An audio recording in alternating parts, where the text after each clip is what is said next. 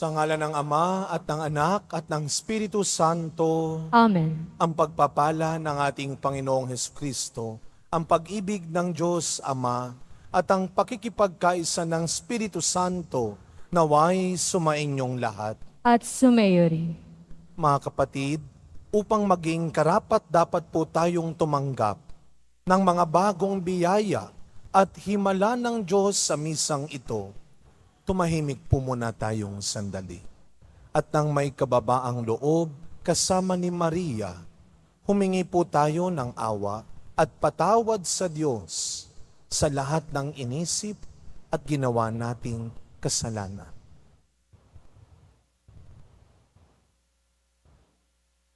Sinugong tagapagpagaling sa mga nagsisisi, Panginoon, kaawaan mo kami. Panginoon, kaawaan mo kami. Dumating na tagapag-anyayang mga makasalanay magsisi. Kristo, kaawaan mo kami. Kristo, kaawaan mo kami. Nakaluklok ka sa kanan ng Diyos Ama para ipamagitan kami. Panginoon, kaawaan mo kami. Panginoon, kaawaan mo kami. Kaawaan tayo ng makapangyarihang Diyos, patawarin tayo sa ating mga kasalanan at patnubayan tayo sa buhay na walang hanggan. Amen. Manalangin po tayo. Ama naming makapangyarihan, ikaw ang may gawa sa mga kaloob mong ibinibigay. Sa katauhan ni San Luis ay ipinagtambal mo ang pambihirang kalinisan ng pamumuhay at pagpapakasakit sa ikapagpapatawad ng mga kasalanan. Pakundangan sa kanyang kagitingan at pagdalangin, matularan nawa namin siya sa pagpapakasakit, kundi man sa pambihirang buhay na sakdalinis. Sa pamamagitan ni Jesucristo, kasama ng Espiritu Santo, magpasawalang hanggan. Amen. Magsiupo muna ang lahat.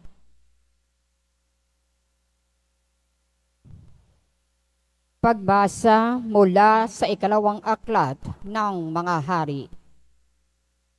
Noong mga araw na iyon, nang malaman ni Atalia na patay na ang anak niyang si Ocozias, sinikap niyang patayin ang lahat ng kamag-anak ng hari. Ngunit si Joas, na anak ni Ocozias, ay naitakas ng tiyan niyang si Josaba, na anak ni Haring Horam at kapatid ni Ocozias. Itinago niya ito, pati ang tagapag-alaga, sa isang silid, kaya hindi napatay ni Atalia. Pagkatapos, dinala niya ito sa bahay ng Panginoon at doon itinagong 6 na taon, habang si Atalia ang naghahari sa lupain. Nang 7 taon ng pamamahala ni Atalia, ipinatawag ni Joaida ang mga pinuno ng mga Kriteo at ng mga bantay sa templo at isinama sa loob ng templo. Pinagtibay nila roon ang isang kasunduan sa pangalan ng Panginoon. Pagkatapos, iniharap sila sa anak ng hari.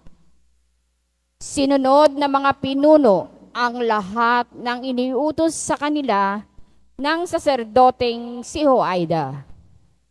Isinama nila kay Joaida ang kani-kanilang tauhan, pati yaong hindi nakatalagang manungkulan kung araw ng pamamahinga. At ibinigay ni Joaida sa mga kapitan ang mga kagamitan ni Haring David. Ang mga sandata at pananggalang na nasa bahay ng Panginoon. At bawat kawal ay tumalaga sa kanya-kanyang lugar, nakahanda sa anumang mangyayari. Ang iba'y sa gawing timog, ang iba'y sa hilaga, sa paligid ng altar at ng tirahan ng hari. Inilabas ni Joaida ang prinsipe. Kinoronahan niya ito. Iniabot ang aklat ng kautusan. Binusan ng langis at itinalagang hari. Pagkatapos, nagpalakpakan sila at nagsigawan. Mabuhay ang hari! Nang marinig na Atalia ang pagkakaingay ng mga bantay at ng mga tao, pinuntahan niya ang mga ito sa bahay ng Panginoon. Pagdating doon, nakita niyang nakatindig ang hari sa isang mataas na lugar tulad ng kinaugalian. Ang mga kapitan at mga taga-ihip ng trompeta ay nakatayo sa tabi nito. Ang buong bayan naman ay di magkamayaw sa galak at walang malamang gawin sa pag-ihip ng kanilang trompeta.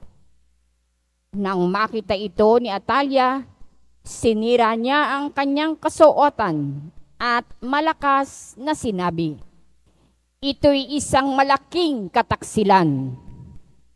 Iniutos ni Huwaida sa mga kapitan, ilabas ang babae niyan at patayin pati ang sinumang susunod sa kanya. Ngunit huwag silang papatayin sa bahay ng Panginoon. Siya'y sinunggaban nila. Inilabas sa daanan ng mga kabayo ng hari. Papasok sa palasyo at doon pinatay. Pagkaraan noon, sinariwa ni Huwaida ang tipan ng Diyos at ng mga tao. Muli niyang pinanumpa ang hari at ang mga tao na sila'y papailalim sa tipan. Ang mga tao ay nagtuloy sa templo ni Baal. Gineba nila ito at winasak, pati rebulto ni Baal. Pinatay nila sa harap ng altar si Matan na saserdote ni Baal. At si Huwaida ay nagtalaga ng mga bantay sa bahay ng Panginoon. Nagdiwang ang bayan at naging mapayapa sila mula nang patayin si Atalia sa tirahan ng hari.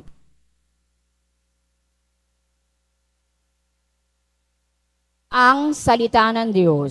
Salamat sa Diyos.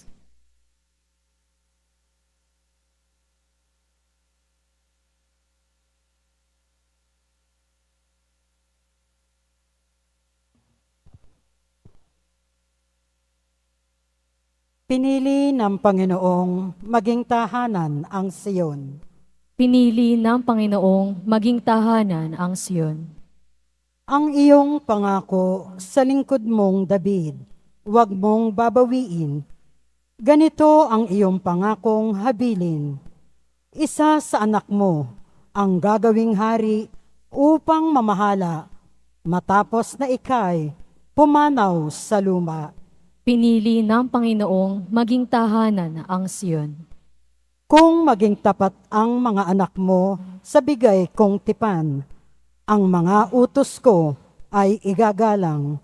Ang mga anak mo'y pawang maghaharing, walang katapusan. Pinili ng Panginoong maging tahanan ang Siyon. Pinili ng Poon na maging tahanan ang lungsod ng Siyon. Ito ang wika niya. Doon ako titira panghabang panahon. Ang paghahari ko'y magmumula roon. Pinili ng Panginoong maging tahanan ang Siyon. Sa lipi ni David, ako ay kukuha ng haring dakila upang maingatan ang pagpapatuloy ng pamamahala. Yaong kaharian niya ay uunlad at mananagana. Ang kaaway niya'y mga papahiya. Pinili ng Panginoong maging tahanan ang Siyon. Magsitayo po ang lahat.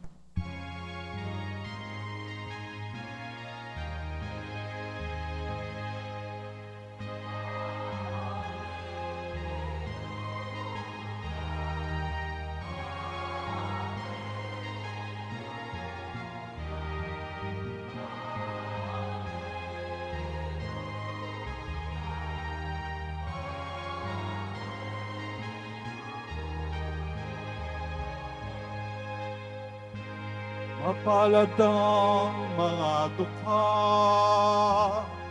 na tanging Diyos na lumikha,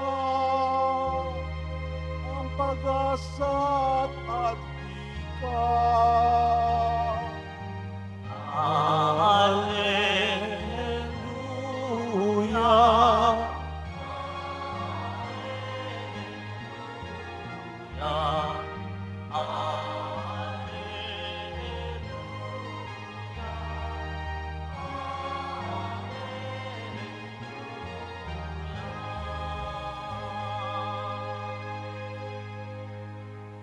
Sumainyo ang Panginoon. At sumayo rin. Ang mabuting balita ng Panginoon ayon kay San Mateo. Papuri sa iyo, Panginoon.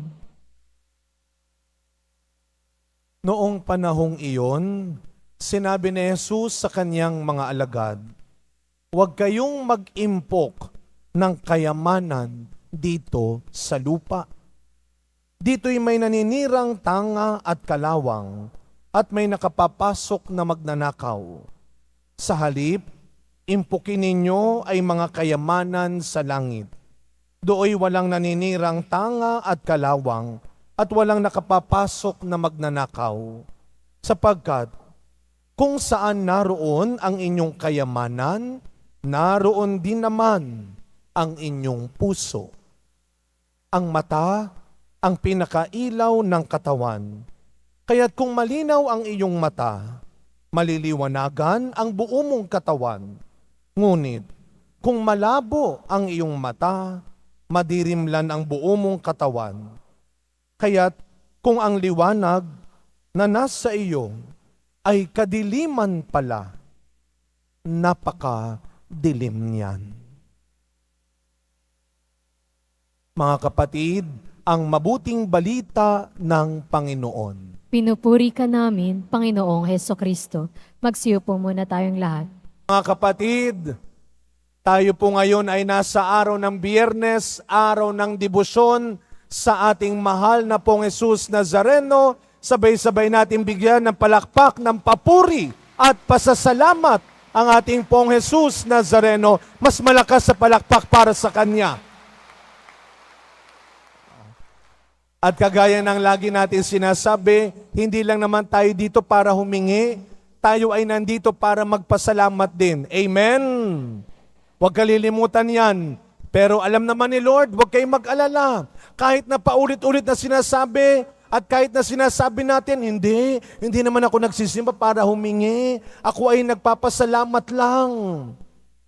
Pero kahit na anong gawin natin, alam ni Lord, may kailangan ka na naman. Amen? May hinihingi ka pa rin. Amen?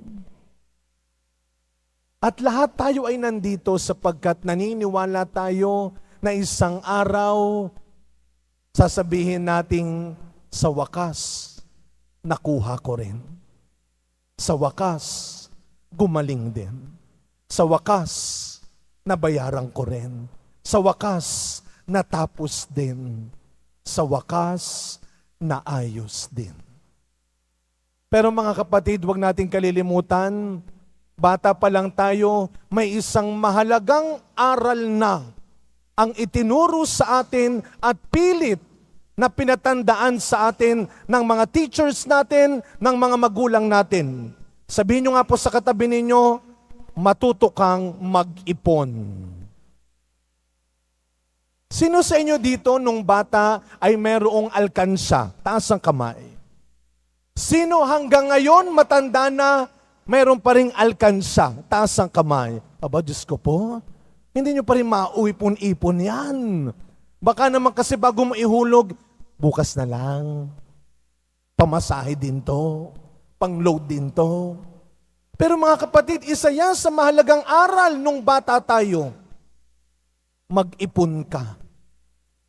Huwag kang natututo na umaasa ka lang. Huwag kang nasasanay na humihingi ka lang. Huwag kang nasasanay na naiinggit ka lang. Kung may gusto ka, pag-ipunan mo. Kung may gusto ka, paghirapan mo. Kung may gusto ka, galingan mo. Sipagan mo hanggang isang araw makuha mo. Mag-ipon ka. Hindi puro inggit lang sa iba. Hindi puro paninira lang, pamimintas sa iba. Mag-ipon ka. Hindi pwedeng umaasa ka lagi sa kapatid mo. Anong sasabihin ng mga magulang? Paano na kayo pag wala na ako? Hindi ka nag-ipon. Pero mga kapatid, sa araw na ito, hindi lang tayo dapat marunong mag-ipon. May pinapaalala ang Panginoon sa atin. Hindi ka lang dapat marunong mag-ipon. Makinig po kayo. Isipin mo rin, tama ba ang pinag-iipunan mo? Mabuti ba ang iniipon mo? Baka naman ang iniipon mo hanggang ngayon ay sakit. Hindi ka nagpapatingin. Iniipon mo yung sakit mo, isang araw gugulating ka. Huwag kang nag-iipon ng sakit. Kung marami ka pang mahal na tao, kung marami ka pang pangarap sa pamilya mo, kung marami ka pang gustong makuha, huwag kang nag-iipon ng sakit. Kaya nga niloloko namin, pag kami mga pare, kung minsan nagbibiruan, kahit siguro kayo, nung kayo ay nag-reunion, nung high school, nag-reunion kayo, nagkita-kita kayo nung college, ang tanong, ang pinagkukwentuhan ninyo, saan ka nag-aaral? Anong course mo? At nung gumraduate na, nag-reunion kayo, ilan ang anak mo? Nung tumanda na kayo, ang pinagkukwentuhan nun niya, anong maintenance mo? Ang nakakatakot, meron ka ng plan? Huwag ka nag-iipon ng sakit. Kailangan ka pa nila. Huwag kang nag-iipon ng problema. Baka iniisip mo yung problema, pero yung problema hindi ka namang iniisip. Di ba talo ka? At huwag kang nag-iipon ng sama ng loob. Huwag kang nag-iipon ng kaaway. Iikli lang ang iyong buhay. Hindi iniipon yung mga bagay na yan. Tinatapon lang yan. Kaya nga mga kapatid, ang ganda ng paalala ni Kristo ng ating pong Jesus Nazareno sa araw na ito. Huwag kang mag-iipon ng kayamanan sa mundo. Kayamanang nauubos din, nawawala din, nananakaw din. Ang ipunin mo ay ang kayamanan sa langit. Pero mga kapatid, hindi ibig sabihin nun ay ilulustayin mo na lamang, sasayangin mo lang yung mga bagay na pinaghirapan mo rin naman, na pinag-ipunan mo rin naman, kagaya ng pera, kagaya ng material na bagay. Ano lang ang sinasabi ng ating Panginoon ngayon? Huwag mo silang ituring na kayamanan. Huwag mong ituring na kayamanan mo, nabubuhay sa'yo, na kaya mong ipagpatayan yung pera mo, yung posisyon mo, yung mga luho mo, na kahit kayong magkakapatid, nag-aaway-away, na kahit kayong magkakadugo, nagtataksilan kayo, nagkakalimutan kayo, matagal na kayong mag-best friend. Magkumpari kayo.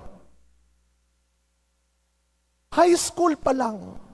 Anong nangyari sa inyo? Ginawa nyo kayamanan na pagtatalunan at kahit pagpatayan. Ang pera mo, ang karir mo, yan yung sinasabi ng Kristo.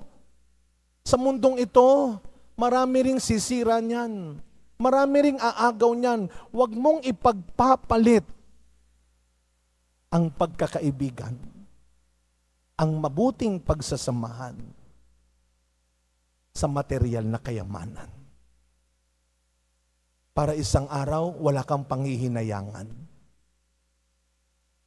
Kayamanan mo ang kabutihan mo. Kaligtasan mo ang kabutihan mo. Yan ang dapat na iniipon natin. Alam nyo, may isang karanasan akong hindi makakalimutan. Ako po ay minsan, bagong pari pa lang ako noon, naramdaman ko bakit para ako mabilis hinihingal. Siyempre, bagong pare, batang pare, napakasipag, recollection, misa, talk. Hanggang sa naramdaman ko, ang bilis ko nang hingalin. So nagpa-check up ako sa doktor ko. Sabi ng doktor ko, tignan natin, Father, endoscopy. Tinignan niya yung aking lalamunan. Naku, Father, kailangan mo nang operahan. Ang dami ng bukol sa lalamunan mo. At yun ay dahil sa aking acid reflux. Hindi lang sa hindi ako kumakain ng tama, nagpapalipas din ako. Kaya ang ending, kailangan kong operahan. At hindi natapos doon yung paghihirap at yung takot ko. Kasi pagtapos ng operasyon, 1 buwan na kong hindi pwedeng magsalita. Napakahirap. Ang gamit ko lang ay whiteboard at yung whiteboard marker. Kaya pag may bisita ako, yun ang ginagamit ko. Itong mga bisita ko naman sumusulat din. Kaya sinagot ko sila, sabi ko, ako ay pipi, hindi ako bingi. Magsalita kayo. Ubusin niyo pa yung whiteboard ko. Pero isang bagay na madalas nating kinakalimutan, binabaliwala lang. Kayamanan ang kalusugan. Health is wealth. Totoo pala yun. Na kahit marami ka pang gusto at kayang gawin, pag mahirap ka na sa kalusugan, sayang. Sa pagpapatuloy na misa natin, mga kapatid, una, kahit maraming pwedeng tumulong sa iyo, at kahit marami kang pwedeng asahan, mag-ipon ka. Huwag kang nasasanay. Mag-ipon ka. At pangalawa, siguraduhin mo, ang iniipon mo ay hindi lang hanggang dito sa mundo. Ang iniipon mo ay maghahatid sa iyo sa langit na hinahanda ni Kristo. Amen. Magsitayo po ang lahat.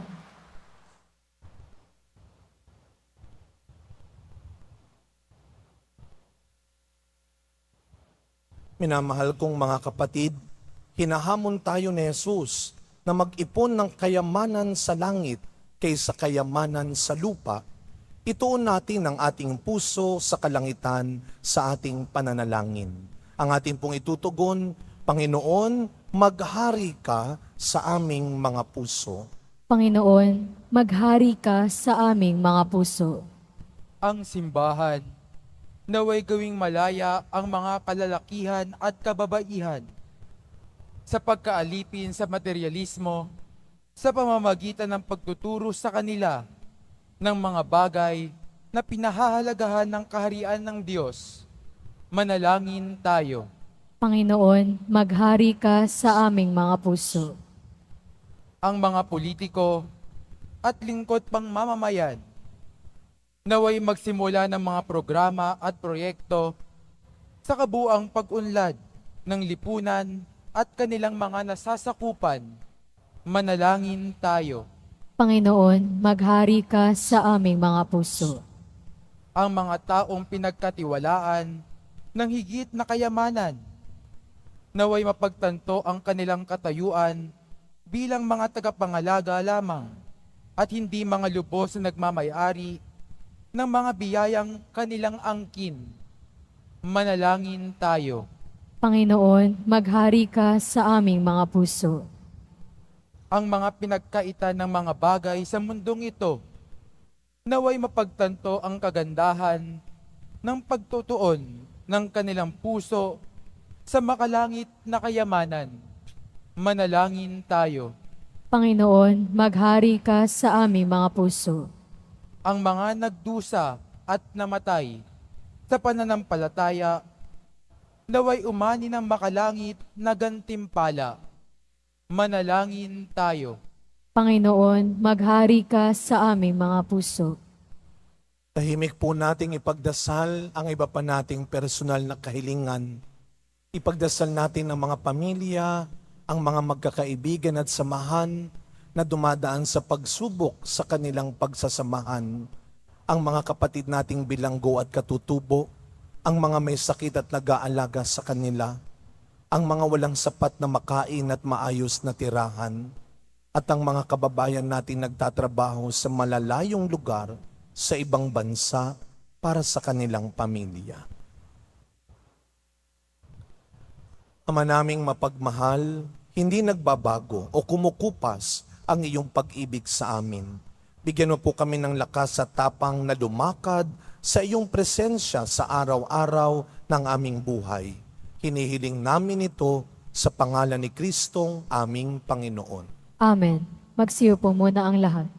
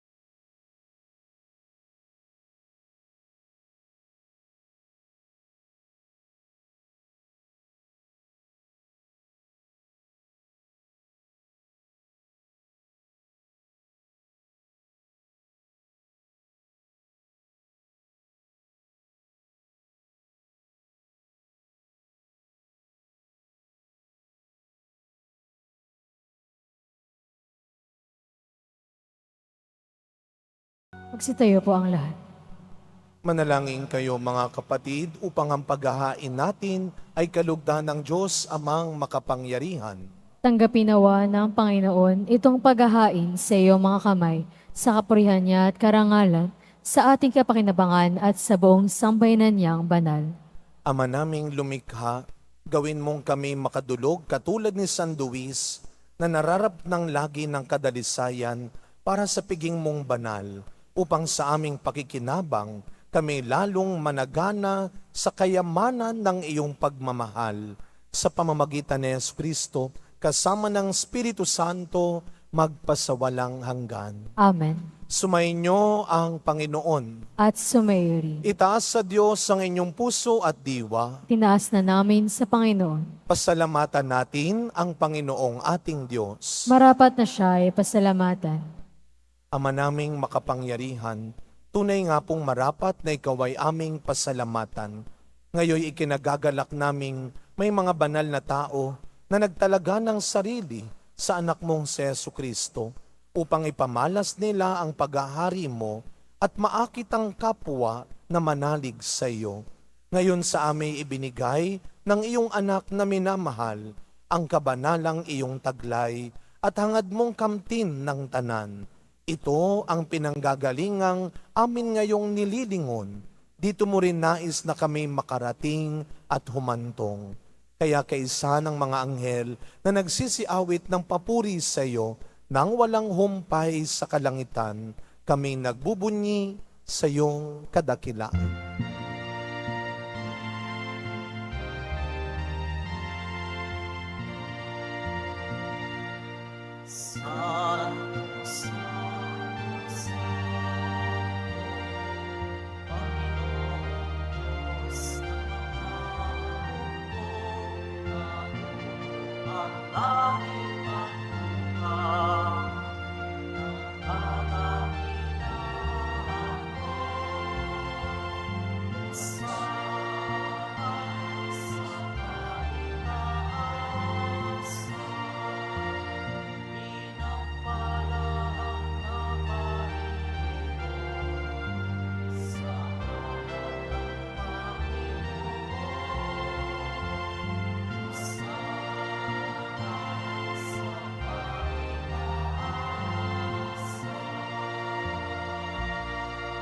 Magsiluhod po ang lahat. Ama naming banal, Ikaw ang bukal ng tanang kabanalan. Kaya't sa pamamagitan ng iyong Espiritu, gawin mo pong banal ang mga kaloob na ito upang para sa aming maging katawan at dugo ng aming Panginoong Heskristo. Bago niya, pinagtiisang kusang loob na maging handog. Hinawakan niya ang tinapay, pinasalamatan kanya, pinaghati-hati niya iyon, iniabot sa kanyang mga alagad at sinabi, "Tanggapin ninyong lahat ito at kanin. Ito ang aking katawan na ihahandog para sa inyo."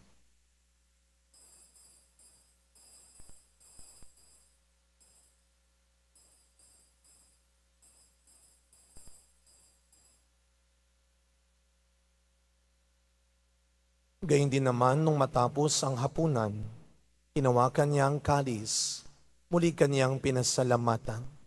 Iniabot niya ang kalis sa kanyang mga alagad at sinabi, "Tanggapin ninyong lahat ito at inumin. Ito ang kalis ng aking dugo, ng bago at walang hanggang tipan. Ang aking dugo na bubuhos para sa inyo at para sa lahat sa ikapagpapatawad ng mga kasalanan. Gawin ninyo ito sa pag-alala sa akin."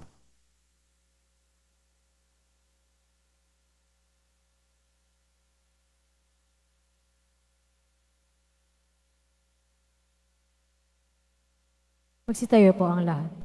Ang misteryo ng pananampalataya. Si Kristo'y namatay, si Kristo'y nabuhay, si Kristo'y babalik sa wakas ng panahon. Ama, ginagawa po namin ngayon ang pag-alala sa pagkamatay at muling pagkabuhay ng iyong anak. Kaya tinaalay po namin sa iyo ang tinapay na nagbibigay buhay at ang kalis na nagkakaloob ng kaligtasan. Kami po ay nagpapasalamat dahil kami iyong minarapat na tumayo sa harap mo para maglingkod sa iyo. Isinasamo namin kaming magsasalo-salo sa katawan at dugo ni Kristo ay mabuklod sa pagkakaisa sa pamamagitan ng Espiritu Santo. Ama, lingapin mo po ang iyong simbahang laganap sa buong daigdig. Puspusin mo po kami sa pag-ibig kay San Francisco na aming Santo Papa, ni Jose na aming Arsobispo at ng Tanang Kaparian. Alalahanin mo rin po ang mga kapatid naming nahimlay nang may pag-asang sila'y muling mabubuhay, gayon din ang lahat ng mga pumanaw. Tahimik nating ipagdasal ang mga kaluluwa ng mga yumao nating mahal sa buhay. Kawaan mo po sila at patuloyin sa iyong kaliwanagan. Kawaan mo at pagindapating kaming lahat na makasalo sa iyong buhay na walang wakas. Kaisa ng mahal na Birheng Maria na ina ng Diyos, ng kabiyak ng puso niyang si San Jose, kaisa ng mga apostol, San Juan Bautista, San Luis, Padre Pio, Mother Teresa ng Calcutta, at ng lahat ng mga banal na namuhay dito sa daigdig ng kalugod-lugod sa iyo, maipagdiwang nawa namin ang pagpupuri sa ikararangal mo sa pamamagitan ng iyong anak na aming Panginoong Jesucristo. Sa pamamagitan ni Kristo, kasama niya at sa Kanya, ang lahat ng parangal at papuri ay sa iyo, Diyos samang makapangyarihan, kasama ng Espiritu Santo, magpasa walang hanggan.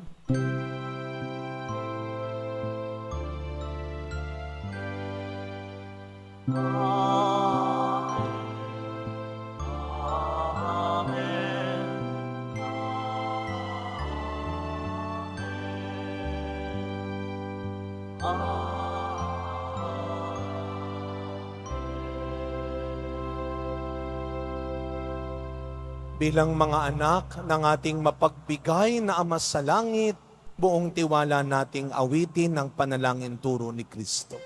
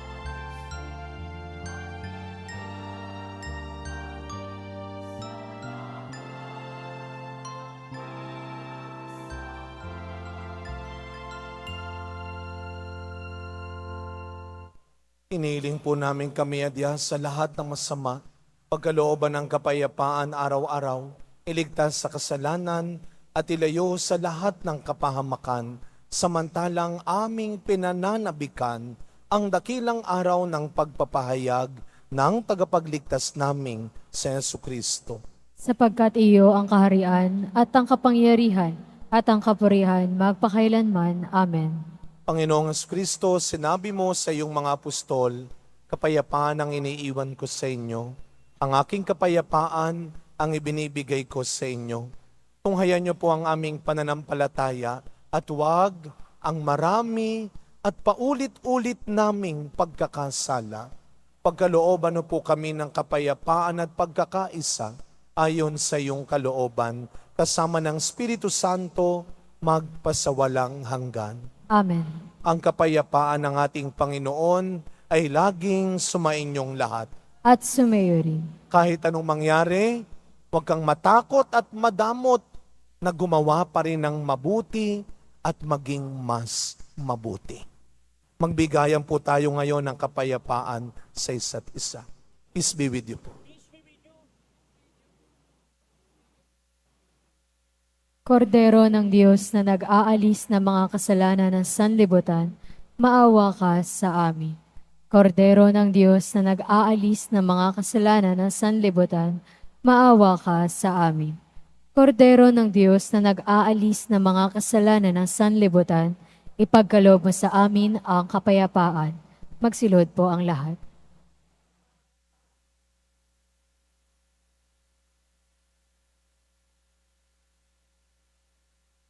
Masdan ninyo ang ating poong Jesus Nazareno, ang anak ni Maria. Siya ang tunay mong kayamanan. Siya ang tunay mong kaligtasan. Ang kordero ng Diyos na nag-aalis ng mga kasalanan ng sanlibutan, mapapalad po tayong lahat na inaanyayahan sa kanyang piging. Panginoon, hindi ako karapat-dapat na magpatuloy sa iyo, ngunit sa isang salita mo lamang ay gagaling na ako.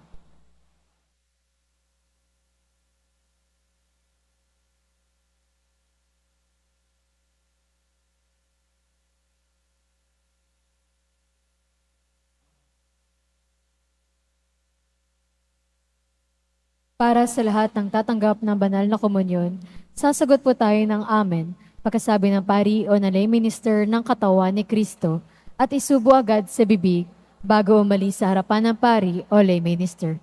Sumunod po tayo. Maraming salamat po.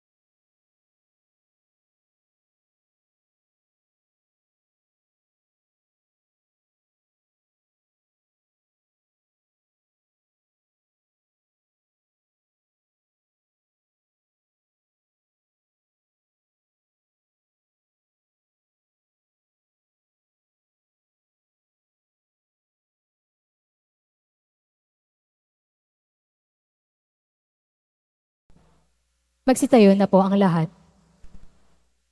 Manalangin po tayo. Ama naming mapagmahal, kaming iyong pinapagsalo sa pagkain ng mga anghel, ay gawin mong makapamuhay sa pagkauliran ni San Luis, sa pagtanaw lagi ng utang na loob sa iyong kadakilaan, sa pamamagitan ni Jesucristo, kasama ng Espiritu Santo, magpasawalang hanggan. Amen. Mag-iingat po kayo sa inyong pag-uwi at ang pabaon ni Kristo, ingatan natin ang isang mabuting pagsasamahan, ang ating kalusugan, kayamanan mo, ang kabutihan mo. Sumainyo ang Panginoon. At sumayo rin. Yumuko po kayo habang ginagawad ang pagbabasbas. Mahal na pong Jesus Nazareno, Inihayag mo sa pamamagitan ng krus ang walang maliw na pag-ibig ng Diyos sa sangkatauhan. Pakinggan mo ang kahilingan ng iyong angkan na nagsusumamo sa iyo. Makamtam nawa nila ang iyong katugunan at tanggapin ang kasagutan na may utang na loob na tinatanaw. Basbasan din po ninyo ang mga dala-dala nilang imahen at dasalan. Sa pamamagitan ng bendisyon na ito, naway maalaala nila ang mga pangako nila noon sa binyag, na ikaw ay kanilang iibigin at paglilingkuran bilang Panginoon magpasawalang hanggan. Amen. Naway pagpalain at ingatan ang inyong pamilya ng ating mapagbigay na Diyos, Ama, Anak, at Espiritu Santo. Amen. Tapos na po ang ating pagdiriwang, humayo kayong taglay ang pag-asa ng Poong Jesus Nazareno. Salamat sa Diyos.